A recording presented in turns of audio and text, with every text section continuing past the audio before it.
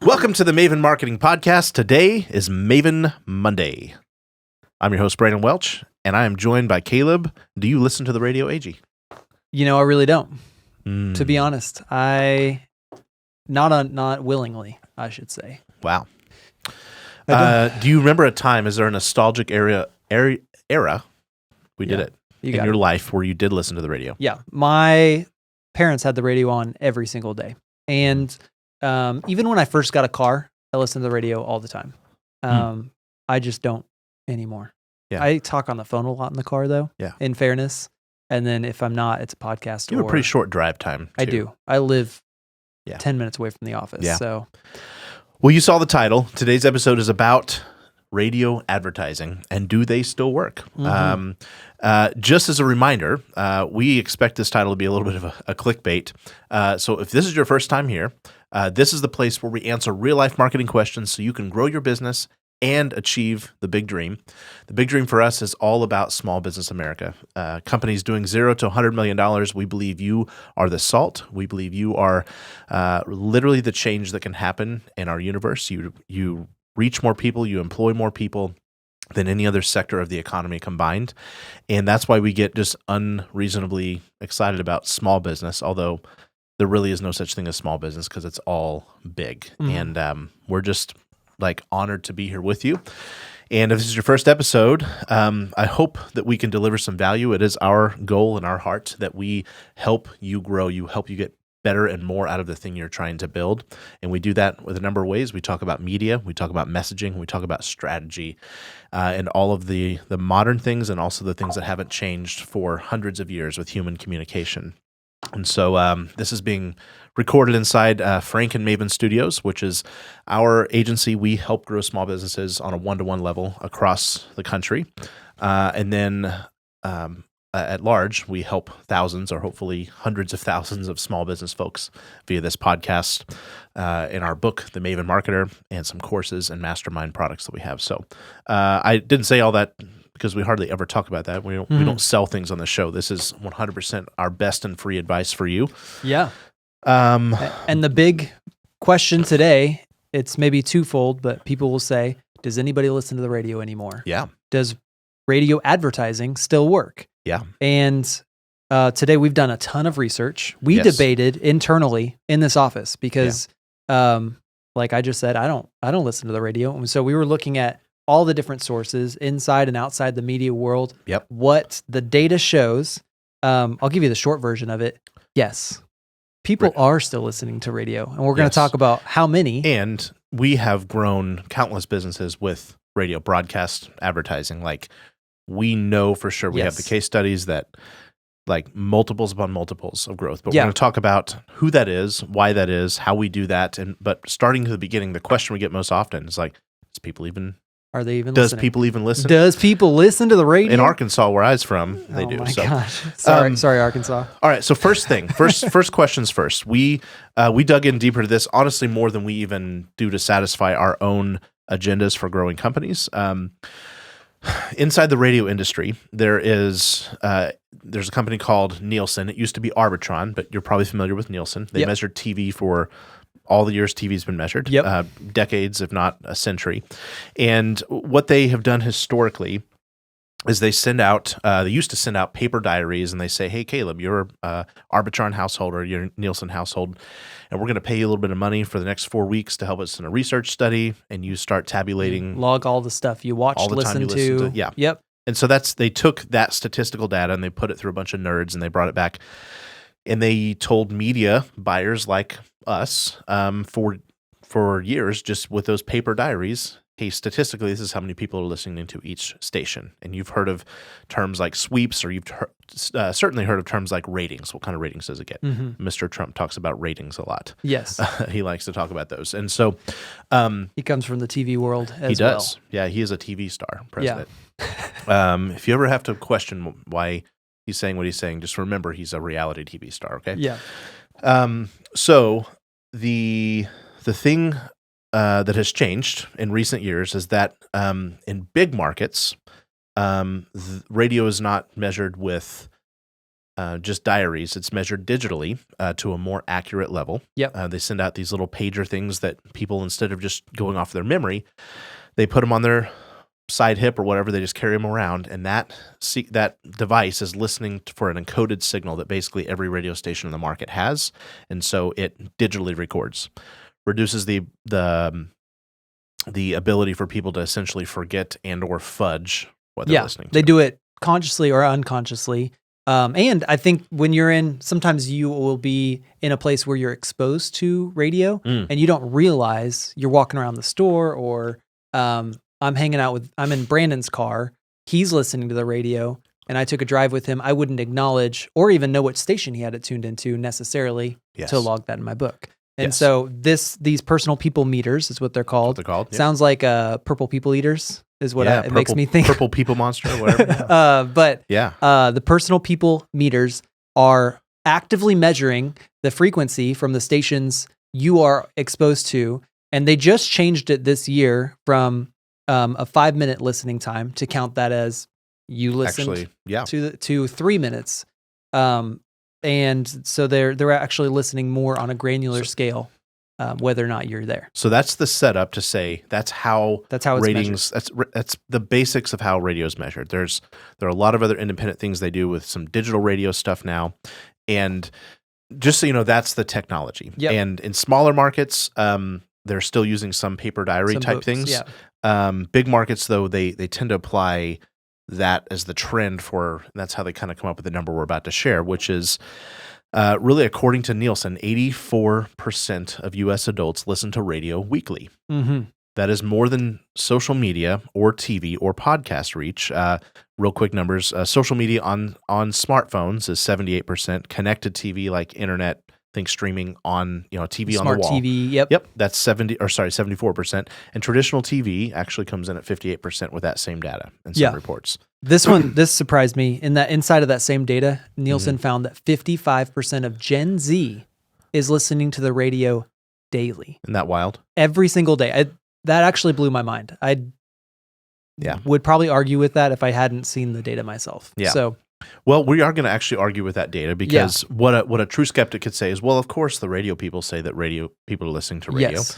And at the end of the day, I would contend that Nielsen has a huge regulatory obligation to subscribe to. Like they command hundreds of millions of dollars of not just TV station and radio stations money, but like true third-party consultants such as us. Yes. And if we don't believe in the data, they don't have a business. Yeah. So they do have a huge obligation to do this to a statistical accuracy.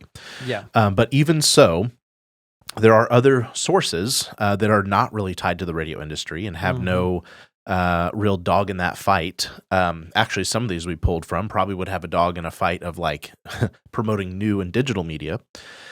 And so there's a Pew survey that says 82% of people 12 years and older every week listen to the radio. That's totally crazy. Independent data. Yeah. Okay? So we had 84 from Nielsen. We're hearing 82 from Pew. Yep. And then Edson did another like phone and online survey that found 79%. Okay. Mm-hmm. That's on the weekly. And then Edison also found that 63% listen daily. So you talk about that tighter frequency. That's still a very high percentage of U.S. adults that are listening every single day. Yes. And here's probably the biggest thing for me. Keep in mind, it's not small local radio budgets that probably keep the whole thing alive. It is people with big money with way bigger marketing departments than most people have, people with agencies our size and bigger. And here's the deal. If we don't grow our clients, if they don't grow, we get fired, right? Mm-hmm. That is true for every marketer across the world, right?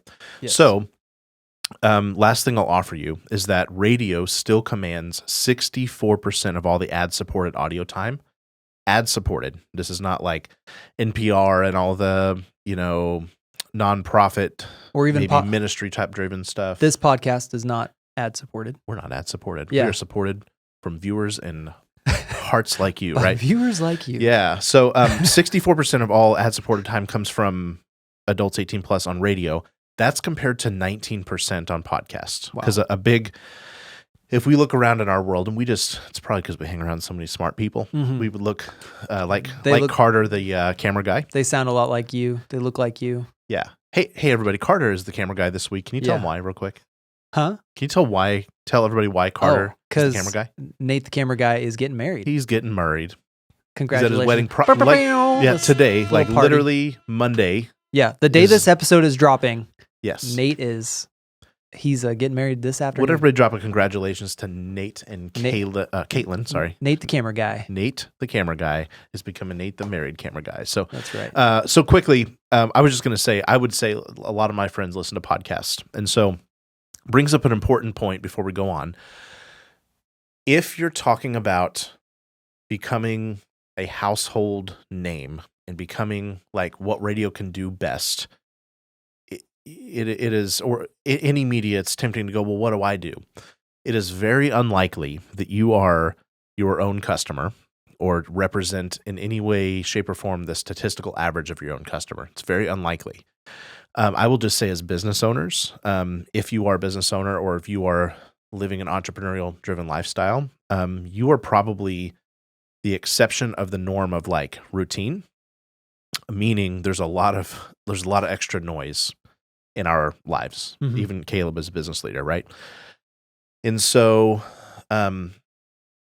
there's data on that. I would just say that what we're probably trying to do, if we're a service-based company, if we are any sort of a local commodity, or trying to be that household name, whether you're in Dallas or in Tulsa, Oklahoma, or somewhere in Timbuktu, Montana, it's about what the averages are doing, okay? Mm-hmm. And we rely on data, and we have 4 independent sources, all verifying, hey, radio has an audience, okay? Yeah. Now, what does that mean? Is that the best media for us to use? And that's the thing I want to caveat real quick, because here at Frank and Maven, we're not necessarily radio fans. Radio works. We've watched businesses grow because they've invested in radio, and we're going to talk about why that works, when it works.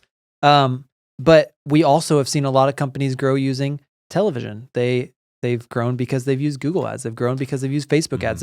And what this really comes down to is a strong marketing plan. It comes down to having a strong strategy, and we're going to talk about the reasons and the times that radio can actually work. Where we're putting radio, and real quick for new listeners, or in case you forgot, we have this book called The Maven Marketer, which is our playbook for growing small businesses into much bigger businesses over the last 15 years. This has our stories. This has what happened. This has how we do it. And what we're talking about is the art of the tomorrow customer.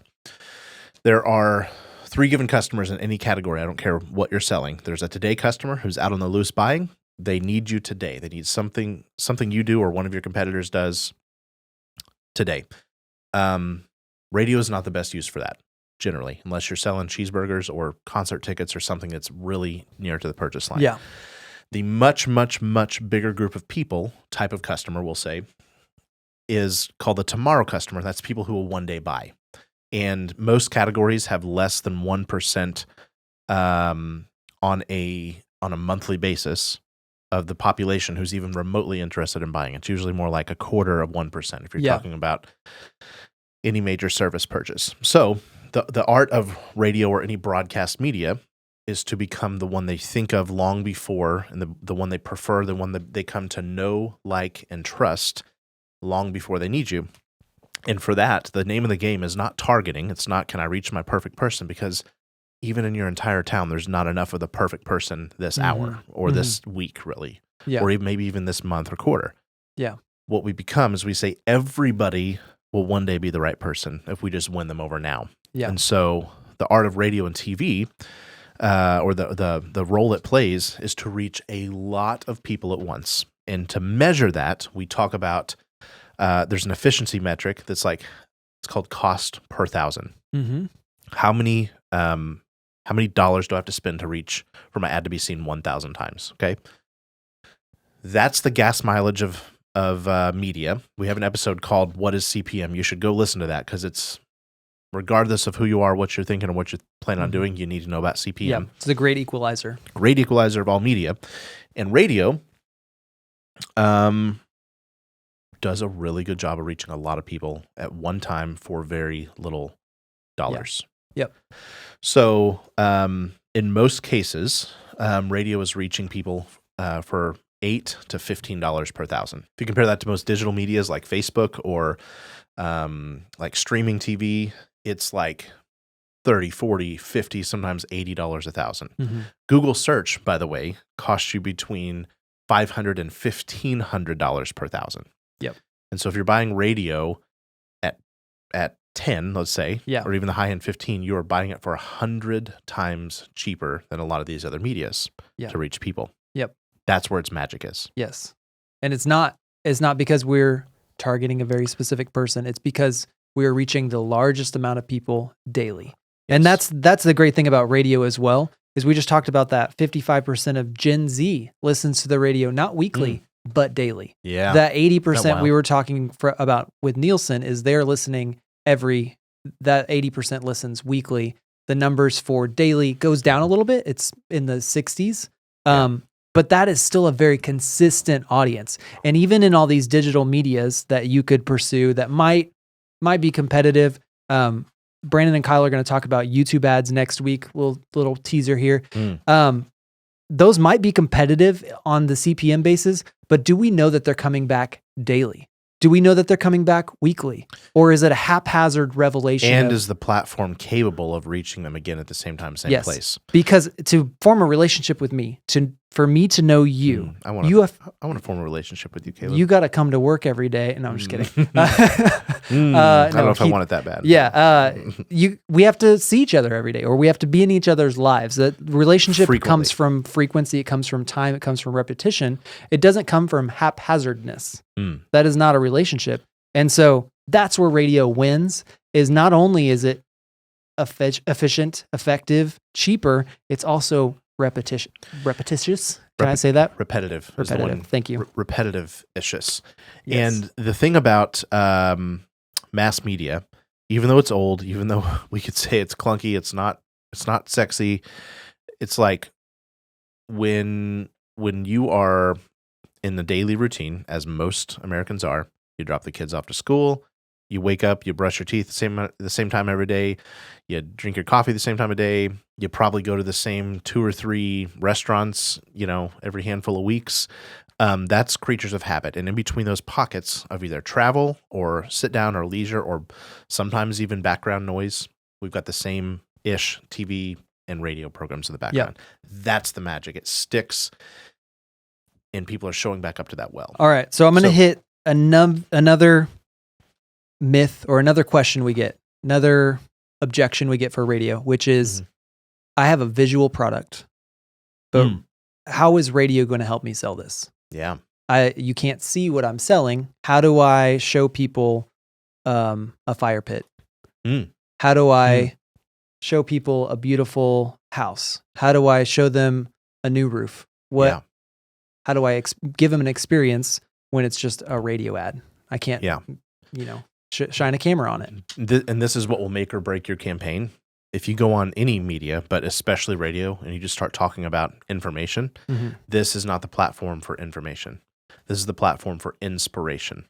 We're going to use some magic that neuroscientists have long confirmed, and that's when we use emotional, descriptive, unpredictable words. It triggers this mechanism in the brain called Broca's area. This is the same area that when you're reading a Harry Potter book about a world that you've never seen, you can picture it vividly. Yeah.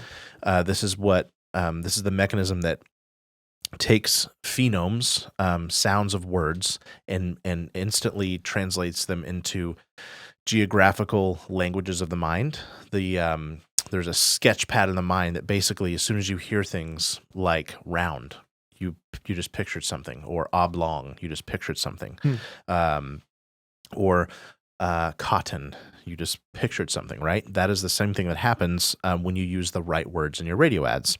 And you could do this a number of ways, and this episode is not about that. But what you need to know is that the brain, when you give it unpredictable or otherwise rich vocabulary, it is doing a better job of producing images than actually a TV screen can. Yeah. Because those images become personal because the brain itself created them. Yeah. Sometimes, very often, worlds that never existed. Yeah.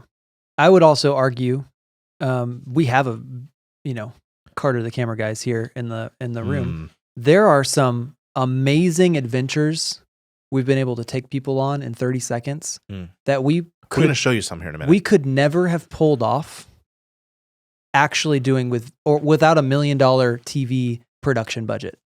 We can probably create, sometimes never then. Yeah, we can create scenes. We can create interesting things with your imagination. We call it theater of the mind. Yeah, theater of the mind. Yep. This is a beautiful thing that we can do just with audio. I don't know if you ever listen to like old audiobooks, like fiction books where they would have like sound effects and things going on, and you can sense it. You can be there. Yes. But what Brandon was talking about, that Broca's area, it's right next to the long-term memory portion of your brain. And so when you can surprise Broca, you can get my attention. That actually audio is right next to where long-term memory is stored. Visual receptors, where that processing is like half a hemisphere away from where your brain actually keeps the long-term storage. Yes. So even this isn't about TV, but even if you're doing a TV ad, you need to say something or you need to create some sort of audio impression, because if you want to be remembered, you have to do it. You can also say things with silence. Yes, you can. So we'll just point that out as well.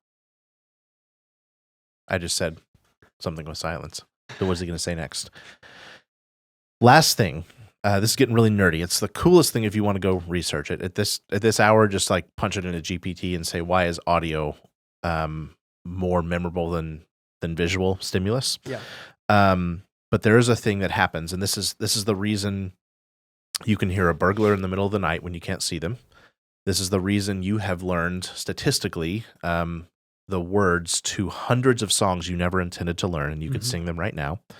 And this is the reason that at the scene of every accident, if there's 10 people that witnessed the car accident, all 10 people will have a different account of what had it visually, at least by a little bit. Every single one will be able to tell you the sound they heard.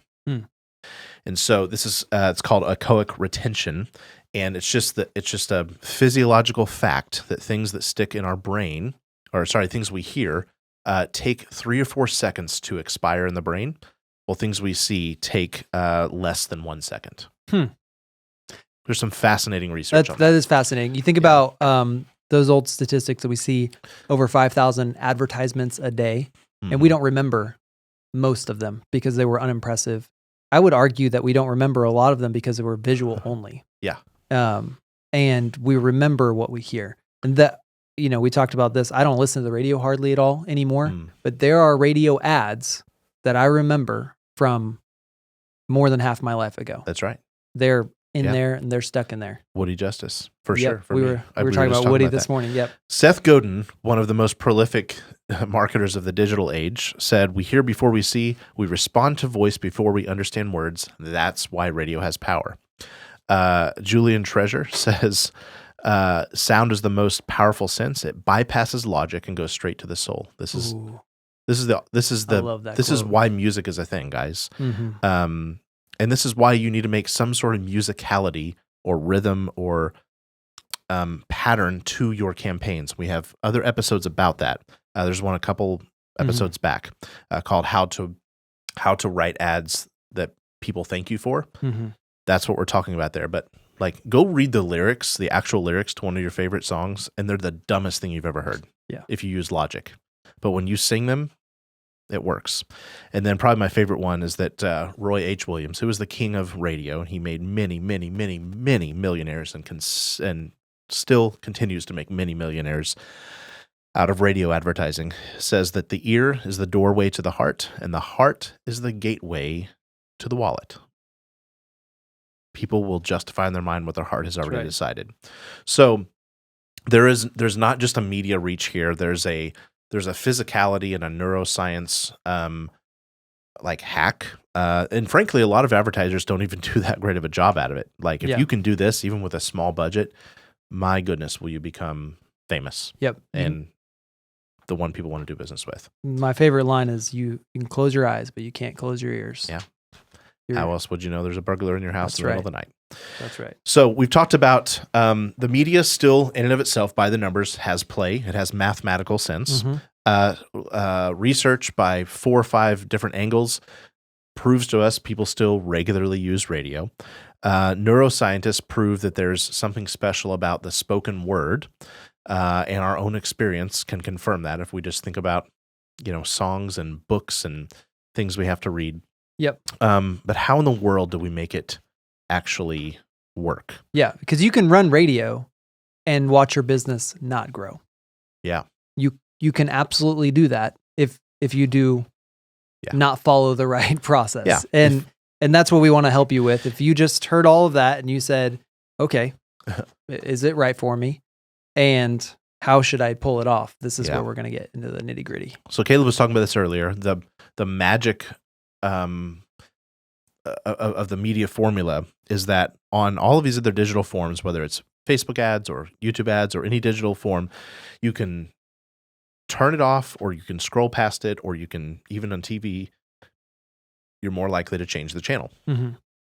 Well, radio, you don't tend to do that. It's usually a forced, intrusive, what we call, impression. Mm-hmm. And so when you buy an ad for 30 seconds, by far, the way big majority listens to that ad for 30 seconds. Now, at any given time, there are a shorter amount of people. People listen to radio in a medium-sized city, 15 to 20 minutes at a time. That's called TSL, time spent listening. And if you want to test the strength of your radio station, ask your radio rep for what's your TSL, what's your average quarterly. You could have average quarterly hour audience, and then what's your time spent listening. Talk radio formats, it's longer. It could be as high as an hour. Teeny bopper formats, it's less. There's just less frequency. But right in the middle, your everyday hits, your country, your rock stations. 15 to 30 minutes, okay? Yeah. Now, what that means is the audience is cycling out all the time, which means you're going to have more spots on per day than if we were to do something like TV where people watch for forced amounts of longer time. Our formula, this is what works really well for us, is 30 spots per week between the hours of 6 a.m. to 7 p.m. That's kind of a minimum schedule. Yep. That's a day part. That's the daytime day parts. Yes. 6A to 7P. So if you're talking about $30 spots let's just say it's a medium-sized city, 30 times 30 is 900, and multiply that times 52 weeks, you've got somewhere in the $45,000 a year schedule. Okay. But you are probably, for that money, cumulatively in a month, you're reaching 50 to 75,000 people. And my gosh, like, think about how many people out of 75,000 that if you're buying them for the day that they finally need you, could you ever serve 75,000 people in the lifetime of your company? Most service companies can't. Yeah. Or at least it's a really good foundation. Now, that's if you have what we would call more of a starter budget, $4 or $5 grand a month sort of thing. Bigger cities, it's going to be more like, some of the radio campaigns we've run in Atlanta are more on the $100,000 to $150,000 for your medium-sized stations. But the point is, you don't want to buy too many stations. You want to buy one station at a time. Minimum 30 spots per week for 52 weeks a year. Multiply that out, get your budget. We can teach you about negotiating the best rate possible in another episode, but that's what you want. And only when you've satisfied that do you add another station. Okay, so I go to the radio station. Let's say I'm an entrepreneur or in-house marketer. I go to a radio station and say, hey, I'm considering radio. I hear pitches from 3 different stations. What do you expect them to pitch me? What are they going to sell me? So radio reps are often incentivized and often held to a standard of filling up all the buckets. Most radio reps don't rep one station; they rep like 5, okay, or maybe like minimum 3. Okay, that's they're just like the way station groups. Station groups, and so they've got their hit station, and they have their oldies. Country station and oldies. They might have a talk station and all that stuff. At any rate, they've got multiple things, and then now they also have budgets they have to hit, quotas they have to hit to sell you some digital advertising, which will be like, we want to run a little bit of online streaming, and we want to run a little bit of billboard display ads on the and a website. lot of them are even selling TV and OTT. And I would just caution against that, not because the radio folks are trying to screw you or anything like that. And not even because any of those medias can't work. It's that the average salesperson is incentivized to fragment their buy. And that is the last thing you want to do for media. Okay. So you want to do one station at a time using that formula I just shared with you. That 30 spots a week will generally get you the average person hearing the ad 4 times per week, the average audience. How do you feel about weekends? I get them. Usually you can get those as bonuses. Okay. This 30 spots should be weekdays, Monday through Friday. And I'm not against weekends. I just want to know that at least 30 of them fall Monday to Friday, because that's your most consistent, predictable audience. People are in that mindset habit, right? of habitual listenership.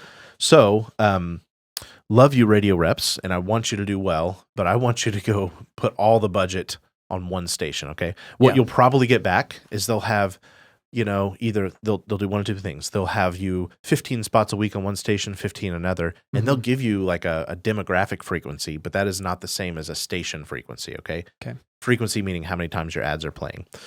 Or a lot of times what I see, they'll do 2 weeks on one station and 2 weeks on another station. Also, we want to talk down. to the same 20, 50, 100,000 people that are listening to the one station. Yes. If you pick country station, it's the country station every week for 52 weeks a year. If I were to violate this rule, like if I had a committed mindset and I know, okay, 5 to 10 grand a month is just out of the cards. I've got 3 that I can comfortably spend. Here's what I would do.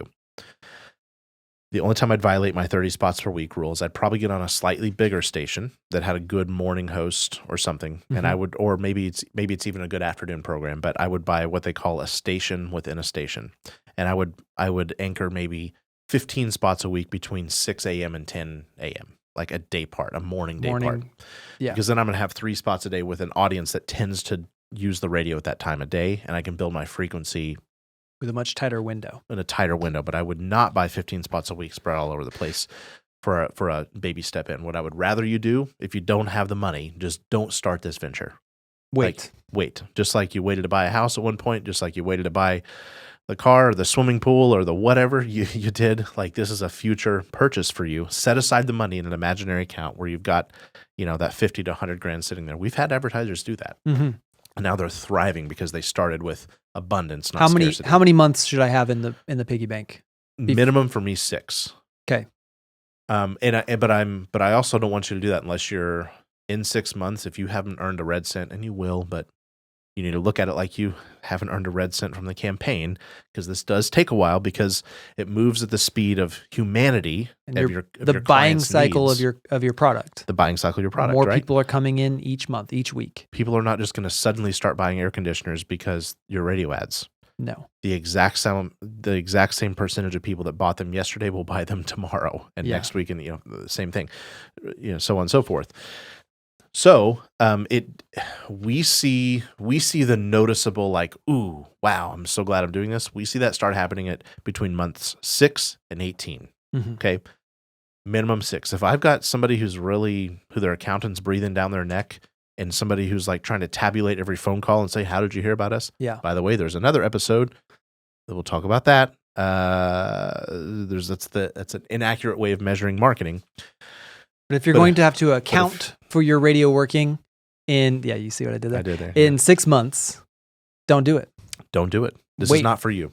You are not emotionally stable enough, and I mean that in the spirit of love. Yeah. You are not emotionally stable enough to have a long-term campaign. It requires a lot of patience. By the way, it will, done right, it will work. If you get your message and your media buying strategy well done, and you expect people not to buy next week because you ran a radio ad this week, you expect them to buy next year because they've been hearing you for a year, you will watch the compounding effects of this every single time. Yes. I promise you it will work. I'm saying a caveat of if you do it right, because you have to have good ads that are actually compelling and memorable. You have to have a good frequency that people make you memorable. Yes. But when that's not true, if you do that well, it will work. I've seen it happen hundreds of times. In chapter 12 of the Maven Marketer, it's just called the Tomorrow Customer. there's a section called For the Accountants. All right, it's called Preparing Yourself for Tomorrow Marketing. And I write to the accountants, and I just talk about, here's what you can measure, here's what you can't measure. I've done this thousands of times, guys. Yeah. Okay, we have done this thousands of times. And there's also a section called the 7 clues along the way. While statistically you won't be, this is not a scientific method, there are trends that you start looking for. We've done an episode on 7 clues along the way, but there you start seeing things like increased direct website traffic. Yep. It will not come in the form of, I heard your radio ad, I'm ready to do business. Every once in a while. It will. Are you now, on eventually, radio? Yeah. eventually, like fast forward to that 18, 24 month, that will actually happen an amount of time that you're going, wow, yeah, that is happening. I love your radio ads, or I hate your radio ads. But I'm still going to buy it. Yeah, but I'm still calling you about Watch the episode from a few weeks ago called how to make people thank you for your ads. This is happening for our clients. Golden. But you get other media start working well because people have heard about you, they like you, they build this personality likeness to you. You see higher conversion rates on your website. You see competitors start trying to advertise on the same station. These are the clues that start proving to you it's working. These are the things we've seen in hindsight from campaigns that were like multi-million-dollar differences in businesses. There's higher and easy sales close ratios. Your salesmen will suddenly get better. It had nothing to do with them. It had to do with the company just became more trusted. Yep. And then if this all, the whole reason we're doing this is this all pedals out to, you're going to grow faster than you were because people put you on their list even before they knew they were going to need you. Yep. Go back to that Google Ads cost per 1,000. To catch somebody at that finish line, you will pay $1,000 per 1,000 people. To catch somebody long before, to earn them before they're a customer, you will pay $10 per 1,000 people. I'm using round numbers. You said YouTube, which is the episode next week. Yep.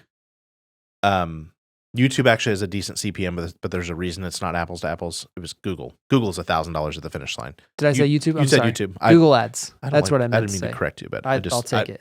That could cause confusion. Google Ads is a very expensive CPM. It's very targeted, but it's very expensive. The episode next week is have YouTube ads finally gotten better than TV ads?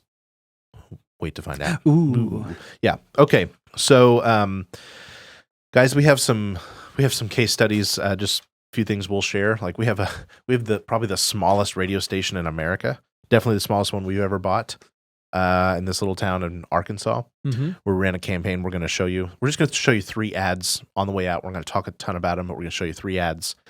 And these guys, they're very aware it's a commoditized internet service. They're very aware of what their averages should be in their market. And they were like, we've run out of customers. Like there's everybody who can buy has bought. Yeah. We talk about market share. It's easy to earn that first bit. There's a hump once you get to, a certain percentage. You're just not going to grow as fast as you used. And their peers in the industry are going, you're probably tapped out. It's time to slow down. You've gotten all the houses. They were saying that marketing isn't really doing at the end of last year. Their annual projections for next year was that we'll retain our customers, but our new customer sign up rate will go down next year. Yeah, in 2025, and they're beating that by double digits. I think so. Yeah, it's insane. They're getting more. I mean, they're getting closer to like almost 100% saturation. So that's just a fun study with even a tiny radio station. We have an outdoor lifestyle type company who's been growing their business every year for 25 years on the back of radio. Yeah. In a category that kind of taps out. Like there's a very small amount of percentage of the population that buys that. We have a jeweler even earlier this year who had never done radio. Did this and increased in a campaign. We did this in a pretty short window, increased 400 new customers in the door, which is a big deal for a jewelry store. Yeah. And so it does work. You can take it from us. We spend millions of dollars on basically every media you can think of. And it does work. If you do it this way, it will especially work. And it doesn't mean it's the only best thing for you, but it is an option that is worthy as of September 18th, 2025. And we'll be the first to tell you when it's not. It's not the 18th. Oh. Well, Well, today is September 18th. Monday is. We're going to leave that in there because Caleb just called me out. We're going to leave that in there. He's going, the episode's Monday. I knew that. I was calculating that. Okay. The 21st, the 18th. I bet it'll still be true by the 21st, but we'll do a redaction I think it if will it's be. not. Yeah. Wasn't that fun? You got to see a non-cut. Carter, the camera guy, don't cut that one. So, okay. We're going to play 3 ads for you. And then we're just going to cut it there and say that